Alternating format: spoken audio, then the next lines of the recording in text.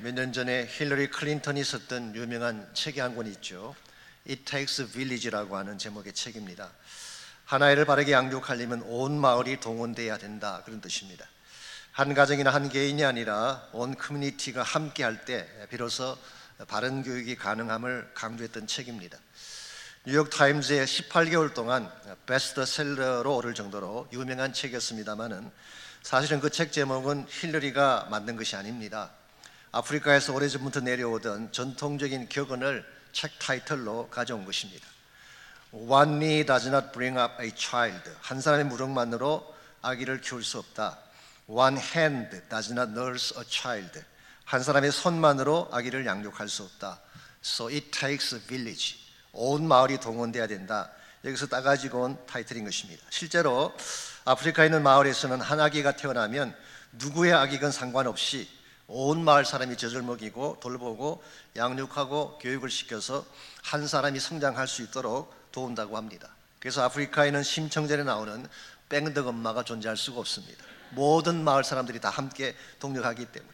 사실 이것은 전도서 4장 9절 10절에 나오는 하나님 말씀에서 나온 아이디어라고 합니다. 두 사람이 한 사람보다 나으면 그들이 수고함으로 좋은 상을 얻을 것입니다. 혹시 그들이 넘어지면 하나가 그 동물을 붙들어 일으키려니와 홀로 있어 넘어지고 붙들어 일으킬 자가 없는 자는 화가 있으리로다. 이 함께 감의 원리, 서로 붙들어주는 동력의 원리, 이것이 성경이 제시하고 있는 크리스찬 삶의 원리라고 부를 수가 있습니다. 그래도 불구하고 이것을 알지 못한 채 독불 장군처럼 홀로 잘난 척하게 되면 문제가 생기는 것입니다. 혼자의 힘으로 장군이 될 수 있을까요? 불가능합니다. 혼자의 힘으로 위대한 업적을 성취해낼 수가 있을까요? 있을 수가 없습니다. 힘을 서로 합할 때에 어려운 난관도 뚫고 지나갈 수가 있고 그때 위대한 삶의 작품도 만들어지는 것입니다. 혹시 여러분 세상에서 가장 긴 그림이 어느 나라에 있는지 혹시 아십니까? The longest painting in the world. 세상에 가장 긴 그림, 중국이라고 생각하기 쉽죠. 맞습니다. 2015년 9월까지는 그랬어요. 중국의 우휴라는 지역에서 길이 1만 75m나 되는 그림이 있었어요. 10km가 넘는 그림이었습니다. 그랬는데 2015년 12월 달에 두바이에서 그것보다 더 긴 그림을 그렸어요. 1만 850m짜리 35,597feet에 해당하는 기네스북에 등재된 longest painting in the world, 세상에서 가장 긴 그림이었습니다. 누가 그 그림을 그렸을까요? 2만 명의 학생들이 그렸대요. 2살부터 18세에 이르는 어린 학생들이 8개월에 걸쳐서 그린 그림이라고 합니다. 그 2만 명의 학생 모두가 자신의 초상화를 길바닥에 그려서 이것을 줄지어 세워놓은 그런 그림입니다. 그 그림의 제목, 그 그림의 주제가 뭘까요? 보신 바와 같이 I am different, just like you. 나도 당신처럼 독특한 사람입니다. 이것이 그 그림의 theme이었습니다. 사실 이 그림은 알타일리라고 하는 회사가 두바이에 있는 아우티즘 센터, 이 자폐증 아이들을 돕는 그 센터의 캠페인을 도와주기 위해서 그린 그림이라고 합니다. 전 세계 88명 중에 1명이 오티즘이라고 합니다. 그러나 모든 아이들은 유니크한 것이지 결코 핸디캡이 아니다, 이 사실을 선포하기 위해서 2만 명의 학생들이 동원되고 8개월이라는 시간 동안에 이 긴 그림을 그린 것입니다. 저는 개인적으로 이 그림을 보면서 참 마음에 와닿는 것이 많았어요. 모든 아이들이 그들의 상태에 상관없이 유니크하다는 사실을 깨우친 것도 참 감동적이지만 한 사람 한 사람만 본다면 연약할지 모르지만 2만 명의 아이들이 함께 손을 잡았을 때 위대한 삶의 메시지가 만들어진다는 사실 앞에 저는 굉장한 감동을 받습니다. 우리 인생이라고 하는 것은 혼자 있으면 연약하지만 함께 가면 빛이 나는 것입니다. 나의 혼자 힘으로 모든 것을 감당하려고 하면 넘어지고 무너질 때가 참 많지만 함께 손잡고 갈 수 있는 사람이 있다면 우리는 웬만한 어려운 일이 있어도 그것을 넘어설 수가 있는 것입니다. 이런 면에서 여러분과 제가 혼자 외톨이로 사는 인생이 아니라 함께 갈 사람들을 만난다는 것은 굉장한 축복입니다. 특별히 신앙 공동체를 통해서 함께 사랑을 나누고 마음을 나눌 수 있는 사람을 가진다고 하는 것은 대단한 축복이 아닐 수가 없습니다. 사실 하나님께서 이와 같이 우리 삶을 혼자 살지 아니하고 외톨이로 살지 아니하고 서로 함께 손을 잡고 살라고 해서 주신 신앙 공동체를 신약 성경은 에클레시아라고 불렀어요. 에클레시아라는 말의 뜻은 불러낸 사람들이라는 뜻입니다. The called out ones. 신약 성경은 이 에클레시아라는 단어를 교회라고 번역을 했습니다.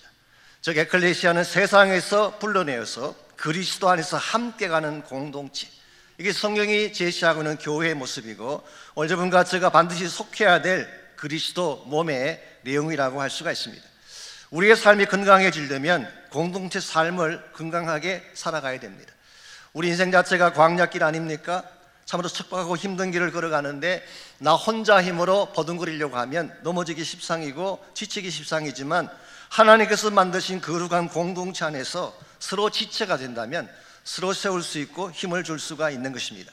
이런 면에서 우리가 어떻게 하면은 하나님께서 우리 모두에게 주신 축복의 공동체인 신앙 공동체에서 하나가 되고 하나님이 우리에게 설정하신 삶의 과정을 잘 감당해서 건강한 열매를 만들어 갈 수 있을지 오늘 주신 본문을 가지고 이것을 함께 정리해 보려고 합니다. 오늘 같이 읽은 본문에 보시면은 하나님의 교회가 건강한 모습으로 사역하는 데 필요한 몇 가지 비결을 소개하고 있습니다. 지난주에 말씀드린 것처럼 교회 안에는 다양한 사람들이 있고 각자에게 주어진 은사와 역할도 다르다고 말씀드렸죠. 교회는 그리스도의 몸이기 때문에 마치 우리 몸에 손과 발과 눈과 코 같은 여러 지체가 있는 것처럼 하나님의 공동체 안에도 여러 지체가 함께 있는 것입니다. 그런데 이와 같은 지체들은 각기 제 마음대로 하라고 주신 것이 아니라 머리 대신 그리스도의 지시를 따라 같은 목적을 향해 가라고 주신 것입니다. 그럼에도 불구하고 고린도 교회 안에는 서로 잘났다고 우기는 사람들이 많이 있었던 것 같습니다. 본인만 옳고 본인만 중요하고 다른 지체들은 하찮은 존재처럼 여기는 사람들이 있었던 것 같아요. 나만 잘났다, 나의 것만 챙기면 된다는 이기적인 사람도 있었고 본인의 이기심을 충족하기 위해서 다른 지체를 사용하는 사람도 있었던 것 같습니다. 그러다 보니까 불필요한 경쟁이 생기게 되고 그리스도의 몸임에도 불구하고 세상의 조직체처럼 나누어지는 현상이 일어난 것입니다. 이와 같은 현상에 대해서 사도 바울은 23절에서 25절을 보시면 다음과 같이 권면하고 있습니다. 우리가 몸에 덜 귀히 여기는 그것들을 더욱 귀한 것들로 입혀주며 우리 아름답지 못한 지체는 더욱 아름다운 것을 얻느니라. 그런즉 우리의 아름다운 지체는 그럴 필요가 없느니라. 오직 하나님이 몸을 고르게 하여 부족한 지체에게 귀중함을 다하사 몸 가운데서 분쟁이 없고 오직 여러 지체가 서로 같이 돌보게 하셨느니라. 여기 보게 되면 덜 귀히 여기는 지체가 나오고 아름다운 지체가 나옵니다. 덜 귀히 여기는 지체라고 하는 것은 보잘것없게 보이는 멤버를 말하겠죠. 아름다운 지체라고 하는 것은 더 중요하게 여기는 지체, 무엇인가 좀 갖춘 것처럼 보이는 지체를 의미할 수가 있습니다.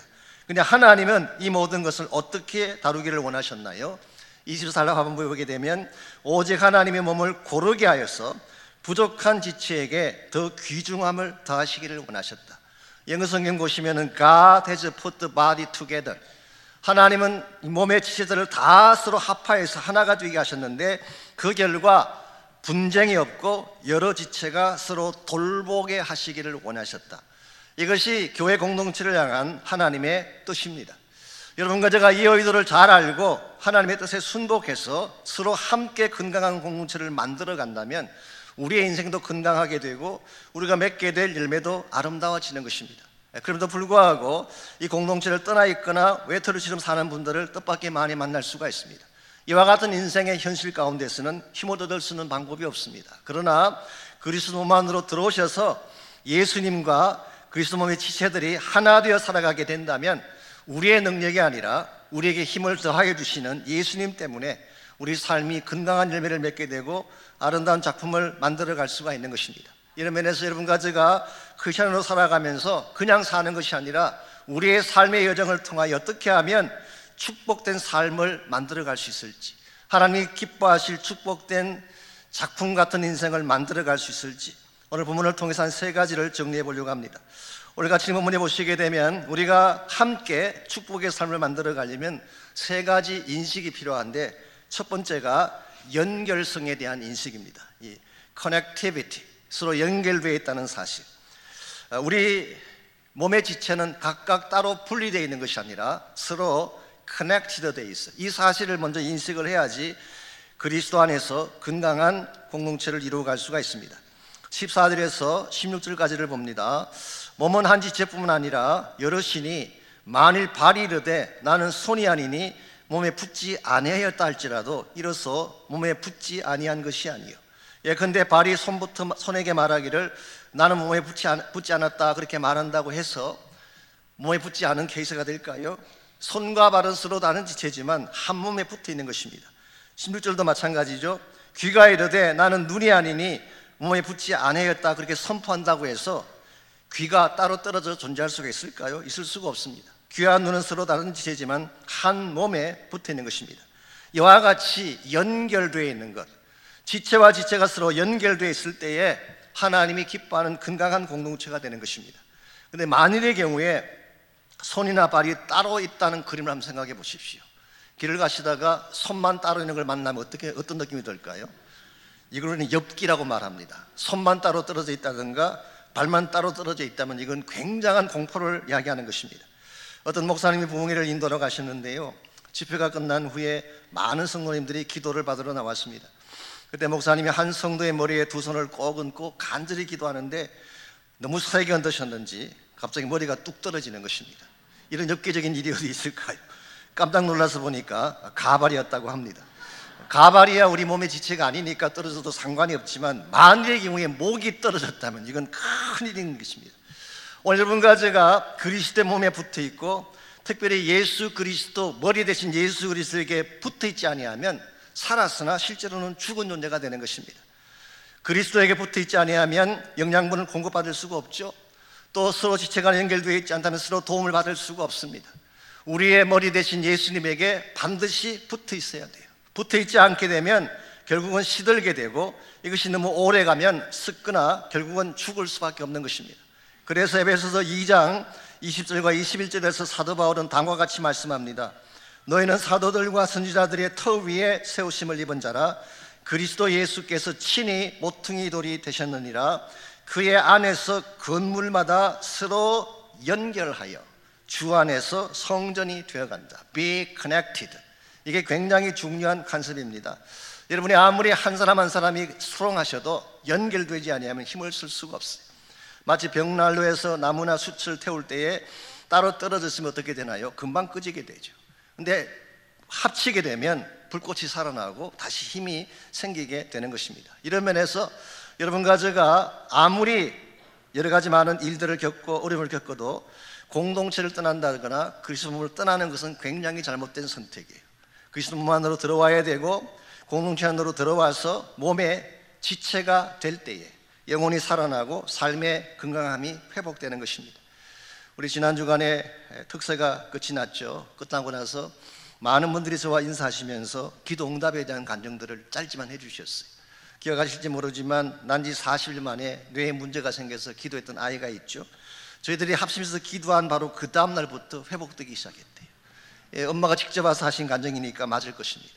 연결되어져야 돼요. 힘들 때 합심해서 기도해 주는 건 얼마나 큰 축복이에요. 누군가가 나를 도울 자가 있고 나의 손을 잡아줄 자가 있고 내가 겟다운될 때 이렇게 줄 수 있는 형제나 자매가 있다는 것은 굉장한 축복입니다. 이런 면에서 여러분과 제가 정말 그리스도 안에서 건강한 삶을 이루어가기를 원하신다면 첫 번째로 연결성이 필요해요. 두 번째로 각자가 가진 고유성을 인식해야 됩니다. 유니크하다는 사실. 우리 몸 안에 하나님께서 여러 가지 지체를 주신 이유는 각 지체가 가지고 있는 고유한 역할 때문에 여러 가지 지체를 주신 것입니다. 17절을 보겠습니다.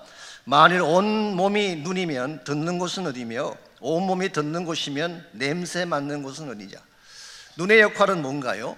보는 것입니다. 귀의 역할은 듣는 것입니다. 코의 역할은 냄새를 맡는 것입니다. 그런데 만일 이것을 무시하고 눈이 듣는 것, 냄새 맡는 것을 다 하려고 하면 어떤 일이 벌어질까요? 이건 할 수도 없고 엉망진창이 되는 것입니다.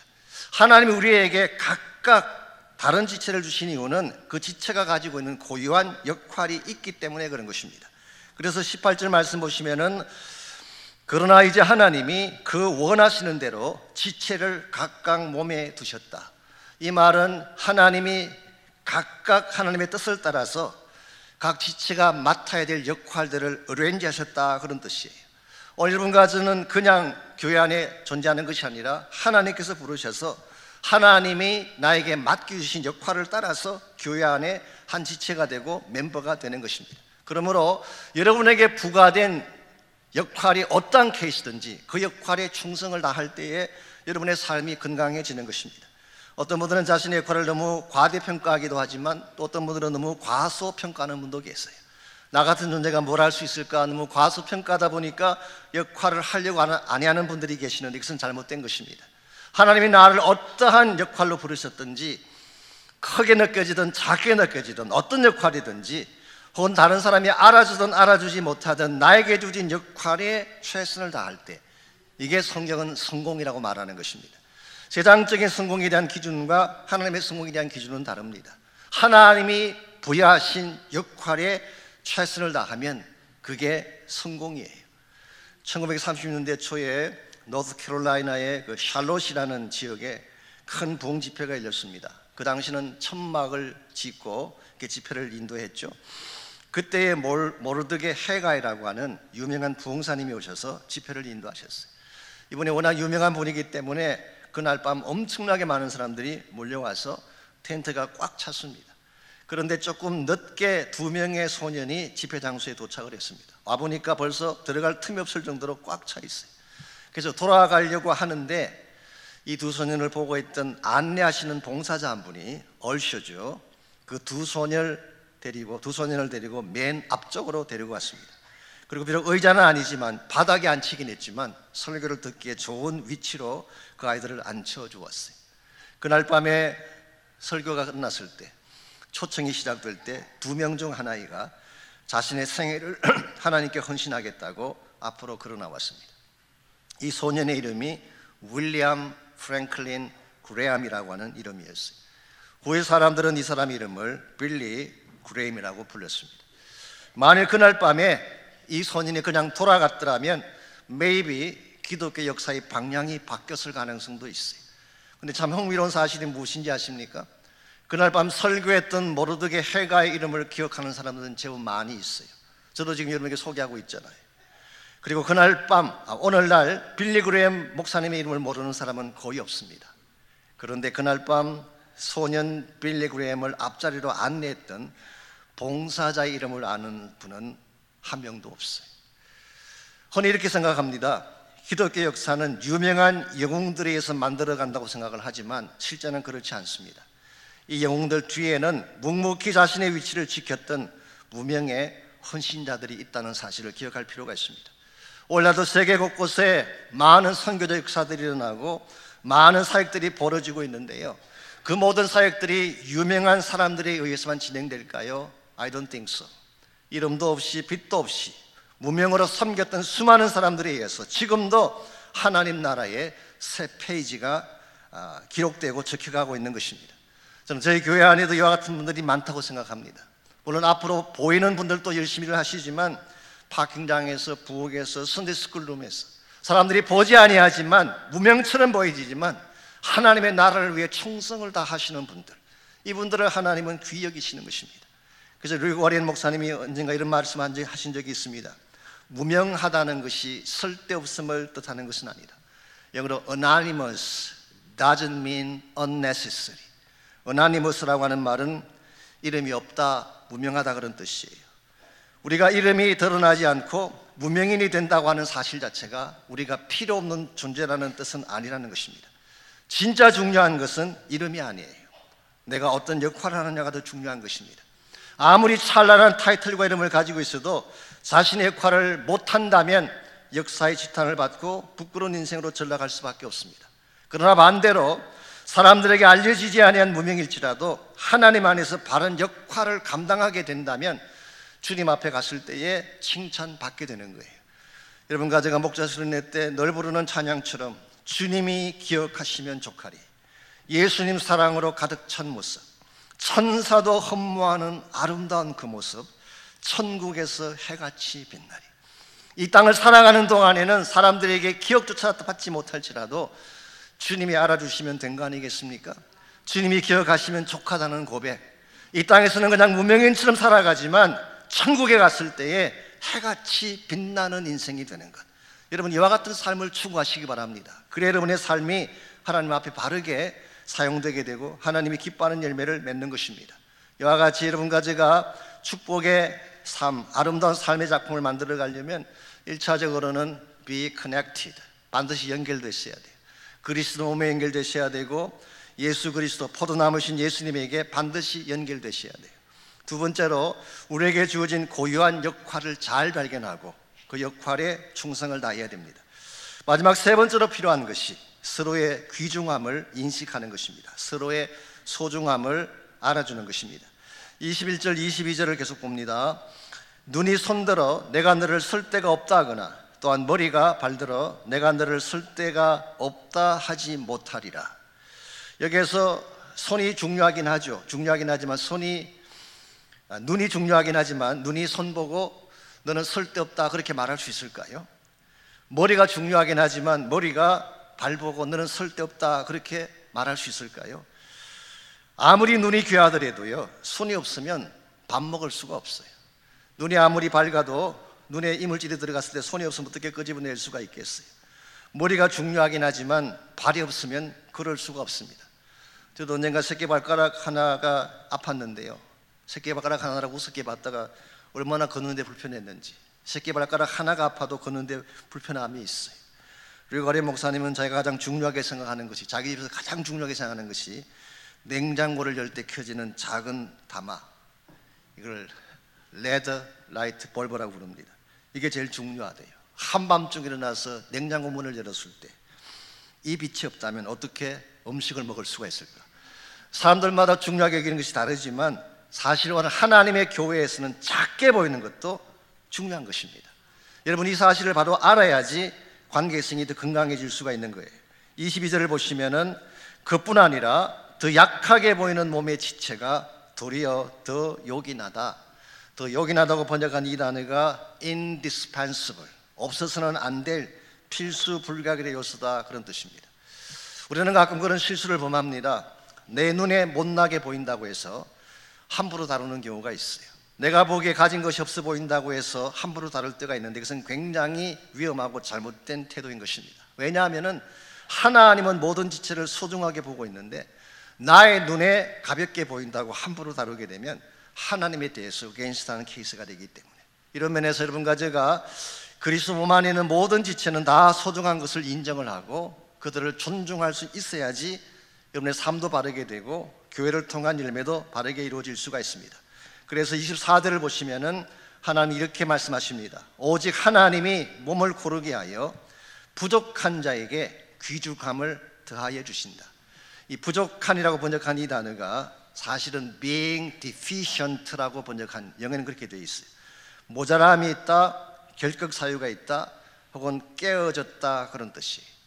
우리 시대의 사람들은 효용성을 참 중요하게 생각합니다. efficiency, 동일한 것을 투자하고 많은 열매를 맺는 것, 효율성이죠. 혹은 effectiveness, 얼마나 많은 효과를 거두느냐, 여기에 굉장히 가치를 두고 사람을 채용한다든가 사람을 쓸 때도 이 효용 가치를 가지고 선택할 때가 참으로 많습니다. 근데 하나님도 그렇게 하실까요? 하나님이 가장 중요하게 여기는 것이 효용성일까요? 혹은 생산성일까요? 아닙니다. 하나님은 그 사람 자체를 소중히 여깁니다. 이게 성경이 말씀하고 있는 굉장히 중요한 포인트예요. 더구나 역설적이지만 하나님은 깨어졌을 때 부족하기 때문에 오히려 더 귀하게 사용하시고 깨어진 삶의 현실을 통해서 더 아름다운 열매를 맺는 경우를 흔히 볼 수가 있습니다. 탈무드에 보게 되면 이런 이야기가 나옵니다. 금해가고 깨어진 좀 오래된 물 항아리 하나 있었어요. 근데 이 항아리 주인이 다른 항아리와 똑같이 그 깨어진 항아리를 물을 길러오는데 늘 사용을 했습니다. 오랜 세월이 지나도록 주인은 그것을 버리지 않고 계속 사용을 했습니다. 이 항아리로서는 감사하기도 하지만 한편으로 미안하기도 했습니다. 아니, 왜 나 같은 것을 그냥 버리고 온전한 새 항아리를 사용하면 물을 더 잘 길러올 수 있을 텐데 별 소용이 없어 보이는 나를 왜 버리지 않고 사용하시나, 그렇게 한편으로는 감사하면서도 미안함을 마음을 가지고 있었대요. 그러던 어느 날인데 물을 길러오던 중에 길가에 피어있는 예쁜 꽃들을 보게 됐어요. 싱싱하고 밝은 자태를 뽐내는 꽃들을 보면서 항아리가 주인에게 질문을 했습니다. 주인님, 어떻게 이 삭막한 길에 저토록 예쁜 꽃들이 피어날 수 있었을까요? 그때 주인이 빙그레 웃으면서 대답을 했습니다. 메마른 산길이긴 하지만 너의 깨어진 틈으로 새어나온 물을 먹고 저 꽃들이 자란 것이란다. 깨어졌기 때문에 쓸모없다고 생각했는데, 디피션트한 인생이기 때문에 버려야 된다고 생각을 했는데, 깨어진 틈 사이로 나온 물이 꽃을 피우게 하고 열매를 맺게 한 것입니다. 이게 하나님께서 하시는 일이에요. 그러므로 부족함은 절대로 핸디캡이 아닙니다. 나의 부족함과 연약함은 오히려 하나님의 사랑과 은혜를 더 깊이 누릴 수 있는 기회이지, 이것은 결코 핸디캡이 아닌 것입니다. 오늘 많은 사람들이 세상적인 평가나 사람들의 평가에 자신의 인생을 걸고 살아가지만 우리는 그렇게 살아서 안 됩니다. 하나님의 평가를 생각해야 돼요. 하나님이 나를 어떻게 여기시는지, 하나님이 나의 인생을 무엇을 위해 부르시는지, 이 하나님의 부르심과 목적을 따라서 바르게 나의 삶을 드릴 때에 하나님 여러분의 인생을 통해서 진짜 맺기를 원하는 열매를 맺게 하시고 하나님 나라의 영광이 되게 하시는 것입니다. 우리 가운데 연약하지 않은 사람이 있을까요? 모자라지 않는 사람이 있을까요?